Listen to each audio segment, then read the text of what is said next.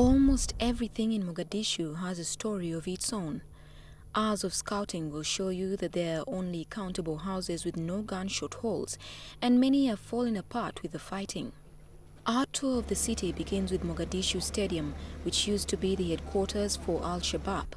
In August 2011, the African Union forces took over the stadium. A sign that the al-shaabab once had a place here is the metallic plate that they used to test their guns. So they would shoot at it, and whichever gun penetrated it, that would be used against our armored cars. Away from the stadium, a sad sight is the Uruba Hotel. Once Somalia's premier hotel, it now lies in ruins. The hotel once was a favored spot for dignitaries and wealthy tourists, mostly because of its beautiful seaside location. It is now no more, shattered by the constant wars that have plagued Somalia. Somalia has a staggering 3,000 kilometers of a coastline to offer, the longest on the continent. However, with that much sea space, piracy has become a word triggered by the very mention of Somalia.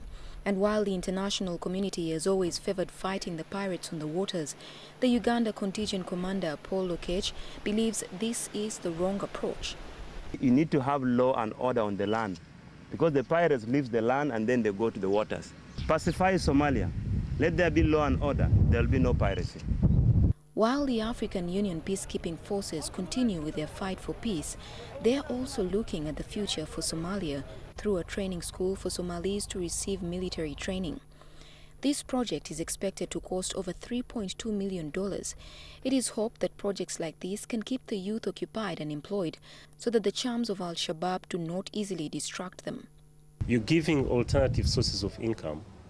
You're giving an occupation to the youth. Some money, some income. They can look after themselves, they can look after their needs, and we think that is very critical. Somalia's parliament also lies in ruins, but reconstruction plans are in place. There is a roadmap process on how to smoothly bring to a close the transition of federal government by August this year. Election of a president is expected to take place on the 20th of August and pave way for another interim government, which will lead to a referendum for proper elections. From the top of the Somali parliament, you have a great view of most of Mogadishu. The Somali parliament has 550 members. They hope to cut down that number by half to 225. The question now is, how is that going to be done? Those who are in the current transitional federal parliament will stand again for the new positions. Those who pass, it will be okay. Those who fail will look for other positions. Questions have been raised as to whether or not the state in its current form remains too fragile to be planning an election. It may be for an interim government, but it is difficult to assess when a struggling state can identify the correct time to get back up and start rebuilding. But there is a lot of optimism for the plans that lie ahead. The Somalians really love their home. That's one thing I've realized. Two, the Somalians are very enterprising. If you look at the rate in which they're reconstructing that town, it's at a faster pace. So they really love their country. But what they wanted was somebody to guarantee them peace. While a lot of land is covered in sand, there is some fertile ground, and these people are capitalizing on that by growing their own food. Abele is a food basket for Somalia, the whole of Somalia. The terrain looks Ugandan. It's a food basket for Mogadishu. All the food that goes to Mogadishu comes from this area. But there is a constant threat that prevails, the fact that some civilians own guns. The people can never really be sure who is a friend and who isn't, or even when that friend will turn their gun on them.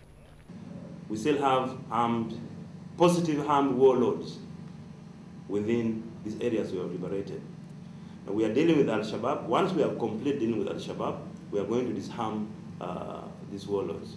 And as it has been said before, Somalia can be reborn as a country with both progress and prosperity. For all the destruction the shattered country has faced, it has the resilience and natural resources to pick up the pieces and make a home for its people. African problems can only be solved by the Africans. While the world believes the people of Somalia never embrace moments to let loose in order to forget the threat and leave, this is not always the case. However, even then there is a danger in getting too close, as you never know what danger even a little crowd can attract. And while the adults who have been miserable for a long time have not yet learned how to smile under this seemingly newfound freedom, the children still have room for a new friend. Josephine Karunji, NTV.